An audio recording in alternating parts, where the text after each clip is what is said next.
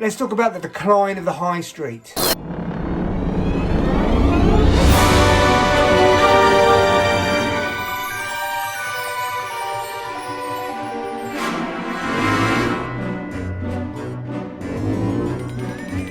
decline of the high street is one of those things that everyone wrings their hands over, but no one does anything about. A bit like recycling, or that musty smell in the downstairs cupboard. Personally, I do worry about the high street dying out, but that's only because I know I'm part of the problem. Again, like the downstairs cupboard. If I think about it, the last time I went to the high street to buy anything was probably about 2003 when I needed a Pritt stick and a packet of Wrigley's. It's these small sundries that keep the high street glued together and probably explains why WH Smith was allowed to stay open during the lockdown. Though staying open just because they sold magnums and bottles of Yazoo by the cash tills kind of felt like they were cheating the system. Have you noticed every time a real high street shop dies, one of those budget jumble sale shops pops up in its place called Surprise Surprise or I Can't Believe It's Not Woolworths?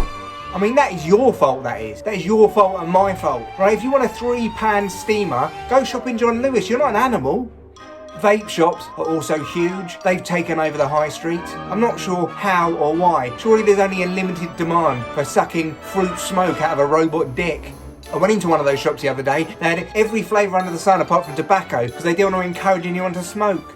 Shoe Express is also a firm favourite of the high street these days. Not to be outdone, Shoe Zone also exists. I like to think one day they'll gather up their staff and fight for budget shoe supremacy, hitting each other with Crocs and fake Converse.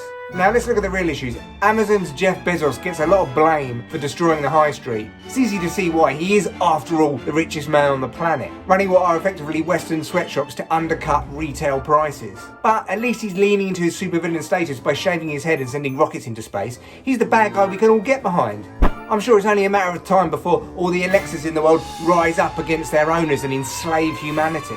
Still, if you own an Alexa, I think you probably deserve it. Alexa, show me human enslavement. The only place where the high street seems to be doing well is in affluent areas like Highgate and Hampstead, where Lucinda has got a boutique clothes shop open, which is only selling 3 items of clothing, all unwearable, all costing £700 each. Rich kids' passion projects are literally keeping the high street afloat.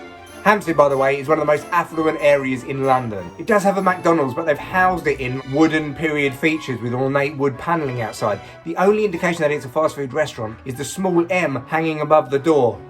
That and all the fat people milling outside. Only joking. Fat people don't live in Hampstead. Too many hills. There are no pubs on the high street anymore. People blame the smoking ban, but it's actually because drinking in a pub these days costs more than a small mortgage. So that's a Guinness, a white wine, and a studio flat in Tooting in walking distance from the station, please. In fact, most pubs have now been converted to coffee shops. They're a similar business model really, full of people hiding from the outside world, nursing expensive beverages, getting too loud and jittery when they drink too much. When I grew up, the pub was the centre of family entertainment. I'm still nostalgic for the hours me and my sister sat there in the full Cortina in the Green Man car park whilst my parents got pissed inside. Say what you like about the old full Cortina, they kept me warm in the winter. I miss all of the shops that used to exist. Rumbelows, radio rentals, where you could rent a big TV to fool your neighbours into thinking that you weren't poor. My family got everything from radio rentals. Television, microwave, a false sense of abundance so we didn't have to acknowledge our financial problems, a stereo. Other people blame parking difficulties on the high street's decline. But if you think about it, there's only one reason why you can't park in the high street. It's because people have already parked there to go shopping. Ultimately, convenience wins out. It always has and it always will. Until shopping in the high street is as comfortable as sitting on your ass and scrolling through your phone, it's gonna keep losing customers. Perhaps someone needs to create some sort of system where they push you around the high street on a bed, like bed knobs and broomsticks for the 21st century. Come on, Elon Musk, this one's on you.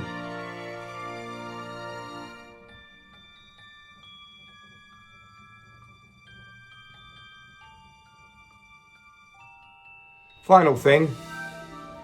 Puppy! Look at a puppy! Say goodbye.